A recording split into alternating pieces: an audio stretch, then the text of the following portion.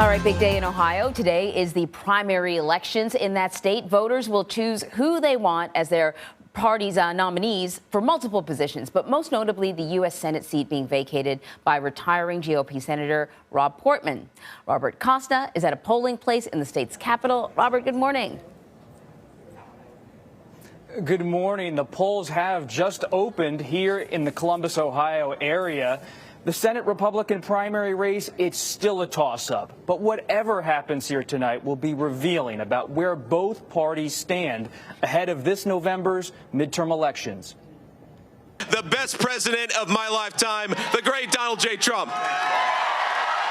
He's not on the ballot, but Republicans running for Ohio's Senate seat are betting former President Trump is still on voters' minds. I supported President Trump yesterday, I support him today, and I'll continue to support him tomorrow.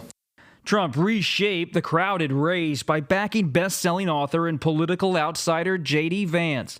Most importantly, J.D., you're supported by me. Even though Vance didn't always support Trump. He's a guy that said some bad about me. Former state treasurer Josh Mandel is also campaigning as the Trump candidate, despite not getting his endorsement. Well, listen, the Trump voters are on my side. And on Sunday, even the former president himself seemed to mix up Mandel and Vance. We've endorsed JP, right?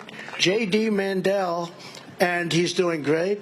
J.D. Vance is hoping today the former president's followers spell it right. Is the Trump endorsement enough to put you over the top? I think it is.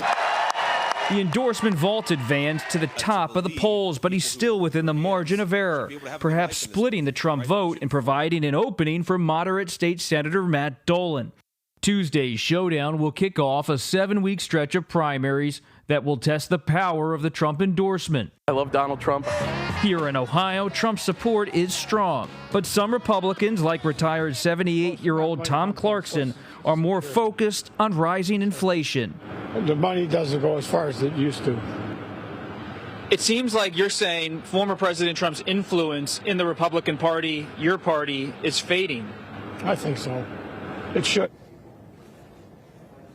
We've spoken to so many voters over the past 2 days across Ohio. What's interesting is that we're not hearing a lot of partisan anger, even when we stop at gas stations. We're hearing economic pain. That's what's on voters' minds. High cost of gas, high cost of groceries as they head to the polls and ahead of the midterm elections. Yep, that's the stuff that affects you day to day, week to week. I do want to ask you about those issues. But first, let me ask you about sort of the breaking news overnight. This leaked draft opinion from the Supreme Court, looking like the Supreme Court would be willing to overturn Roe v. Wade. I don't know if you got a chance to talk to voters about that issue and whether or not that's having an impact on how they're voting. It's evident that as people come into the polling place here in the Columbus, Ohio area, they're scrolling their phones, they're carrying newspapers, they're sipping coffees this morning. Many voters are digesting the news that broke last night, that report from Politico about the Supreme Court draft opinion being circulated that could overturn Roe v. Wade. And there's not a political response yet that's really evident it's going to go in one direction or the other. Democrats are very alarmed about this development, but some Republicans, like J.D. Vance, the Senate candidate, the front runner here in Ohio, are encouraging Justice Alito, happy to hear of the possible decision. So really quickly, you mentioned food, gas. That's an important issue for people across the country. What other issues may be specific to Ohio voters? We asked a lot about the war in Ukraine. Some frustration with it. They blame that war and Vladimir Putin, at least on the Democratic side with some voters, for the high prices. Some Republicans are also wary of having U.S. involvement in foreign military affairs, even from afar. That's also on voters' minds, as well as the economy. So the general thinking is, when it comes to the Senate seat, is that Ohio voters are going to swap one Republican for another Republican. So that's why this primary race is so important. There was a hot and heavy kind of competition to win former President Donald Trump's endorsement. Can we talk a little bit about what Republicans across the country are watching when it comes to this race and the influence of the former president? They're looking to see if the former president still has political capital, because it's not just Ohio today. There's an upcoming gubernatorial primary in Georgia in May that's hotly contested.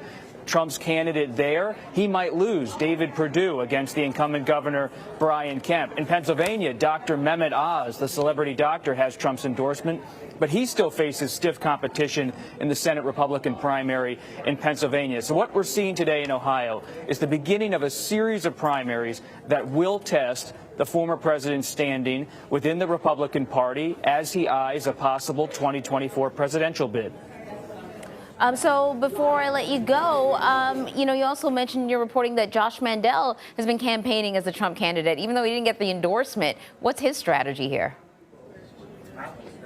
We stopped by and saw Josh Mandel yesterday in the Cleveland, Ohio area. He believes, because he has run statewide many times before, he has won statewide, that he has a base of Republican voters who will look beyond the Trump endorsement and still see him as a Trump ally. And the Democrats are watching all of this, especially Tim Ryan, the front runner for the Democratic Senate nomination. He's a congressman. They believe on the Democratic side that voters might be exhausted by all of this Republican infighting and could give Ryan a shot this fall, despite the tough circumstances on the economy and for the Biden administration. Very interesting. Robert, thanks a lot.